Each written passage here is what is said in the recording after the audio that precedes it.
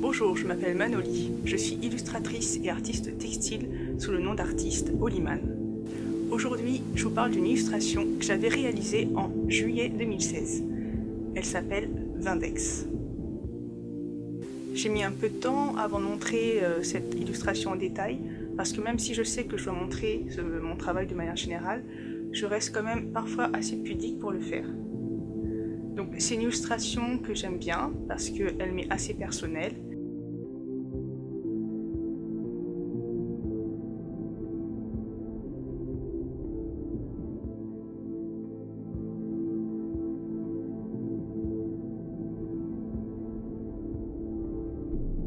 Et aussi parce que même si j'aime beaucoup les thèmes sombres, fantastiques, mystiques, j'ai parfois du mal à les réaliser. Donc je ne sais pas si c'est de la gêne, je pense qu'il y a une grande part d'autocensure.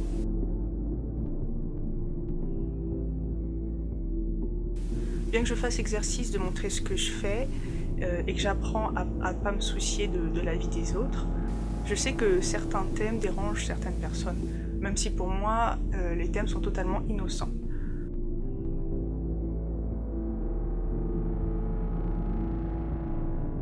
En tout cas, le fait de creuser dans son inconscient, de voir un peu les profondeurs troubles de son être, c'est quelque chose qui met mal à l'aise beaucoup de personnes.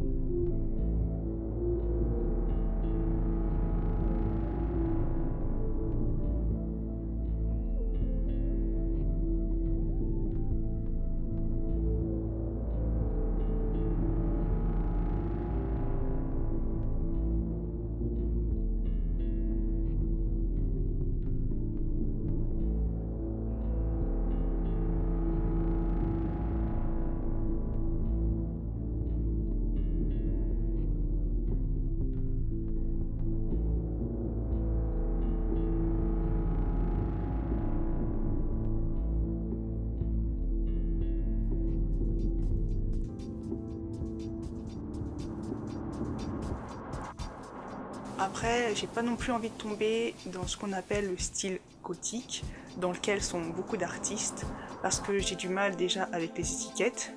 Même si j'en donne beaucoup d'une certaine manière, c'est un peu pour guider les spectateurs à comprendre mon travail, par exemple l'étiquette romantique.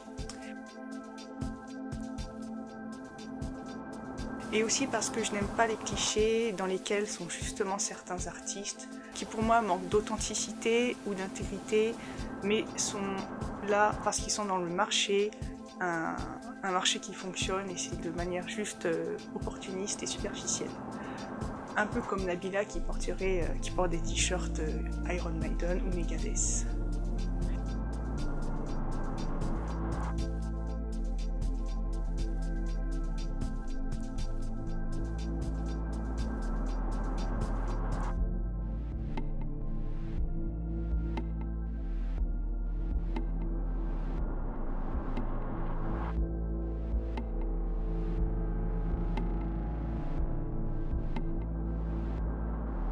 Cette illustration raconte une période où je travaillais une certaine philosophie de la voix de la main gauche en faisant notamment des exercices de méditation à travers des symboles.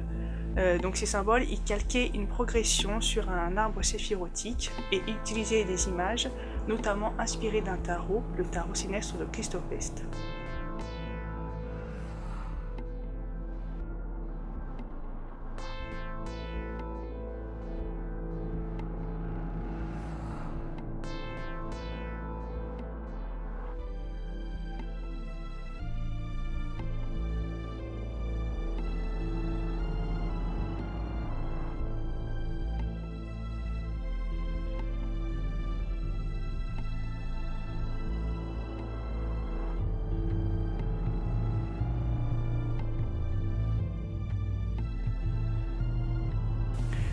Expérimenter, pratiquer, c'est très bien, mais pour autant, je ne me sentais pas en accord avec tout et surtout une certaine communauté qui était trop inspirée par le fait de choquer le bourgeois, là où moi en fait je suis plutôt dans une quête, ou même plutôt une conquête et d'expériences spirituelles et magiques, dans des aspects beaucoup plus harmonieux et créateurs, donc souvent incarnés par les symboles de Vénus et de la Lune.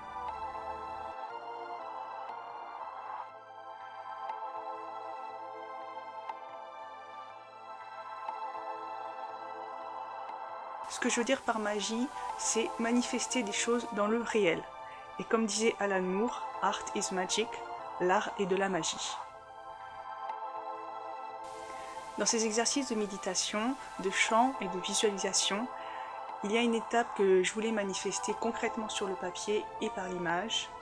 Donc c'est inspiré de ce moment. C'est aussi inspiré d'autres choses. En gros, c'est des exercices de visualisation quand on travaille notamment sur le plan de l'astral et sa représentation.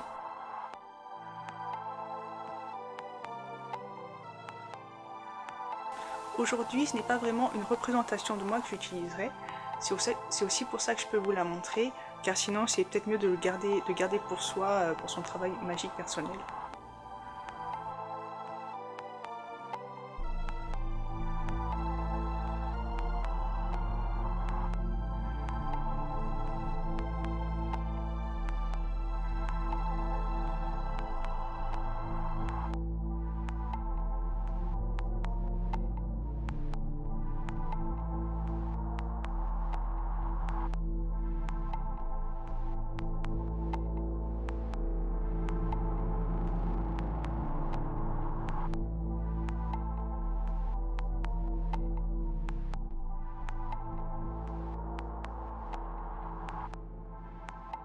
Le costume du personnage, il est très inspiré de la mode fin 16e, début 17e siècle.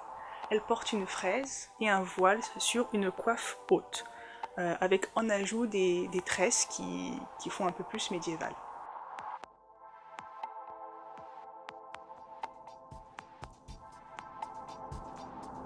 Donc elle porte un voile noir de dentelle, surmonté de bijoux de tête et d'une couronne, qui reprennent le symbole des cornes du taureau et du croissant de lune.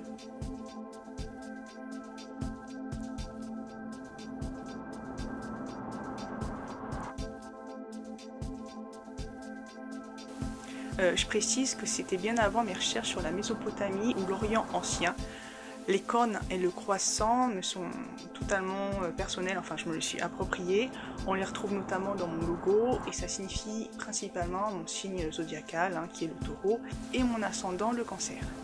Donc ça me lie très fortement à Vénus et à la Lune. Et c'est pourquoi je cherche et je travaille principalement autour de ces symboles, Vénus et Lune.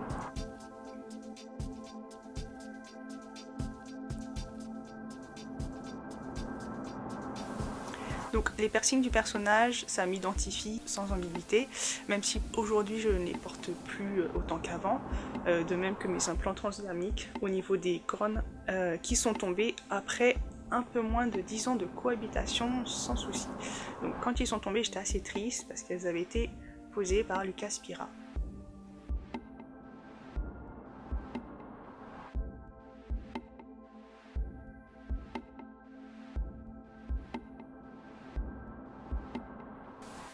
Le personnage, il tient une faucille, c'est un élément très récurrent dans mon travail, ça renvoie encore au symbole lunaire et également saturnien.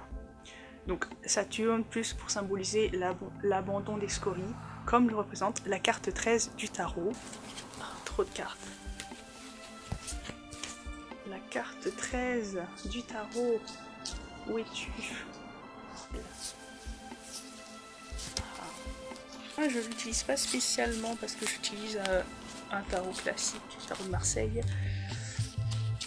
Et celui-là, c'est aussi pour étudier les différentes manières dont on a représenté les cartes. J'ai vu que la symbolique est très importante. C'est le moindre détail compte.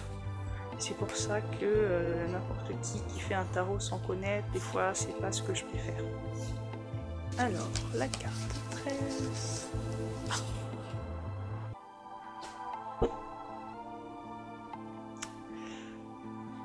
la carte 13 du tarot. Schlac.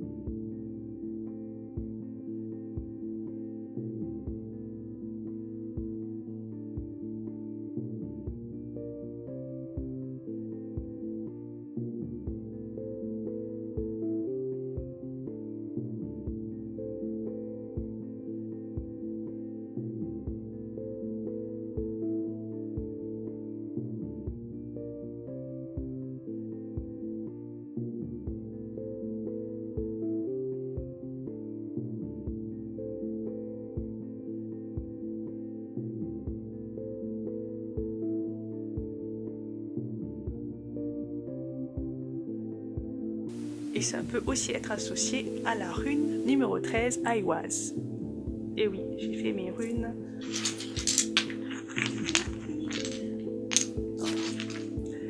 Mes runes. En if. Donc ça peut être associé à la rune 13, Aiwaz, que j'ai utilisé dans le symbole de Oli Noir.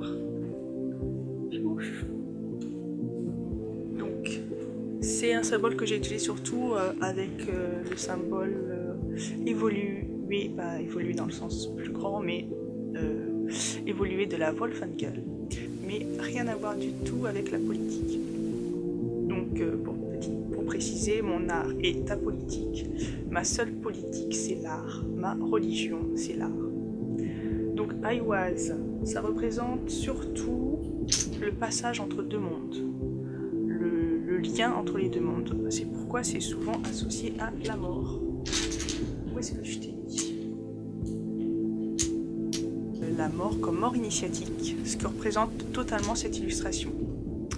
Donc personnellement, j'ai fait énormément de sacrifices dans ma vie.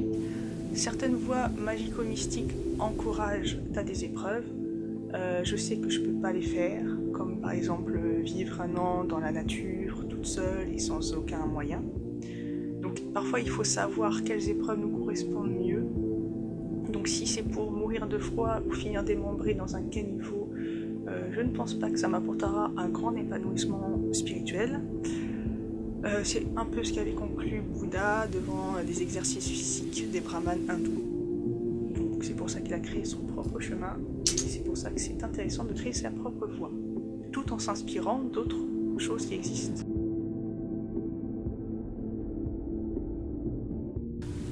Donc le personnage, il porte un cube coupé en deux, soit deux pyramides en lévitation. C'est également le cube un symbole récurrent dans mon travail.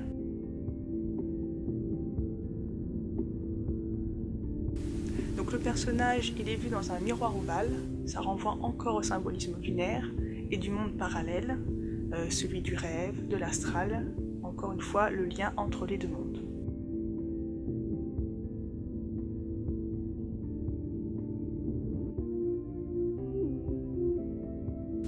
Donc l'extérieur du miroir il est vert, vert comme la nature, de la forêt, du végétal. Donc la forêt c'est une entité qui m'inspire beaucoup.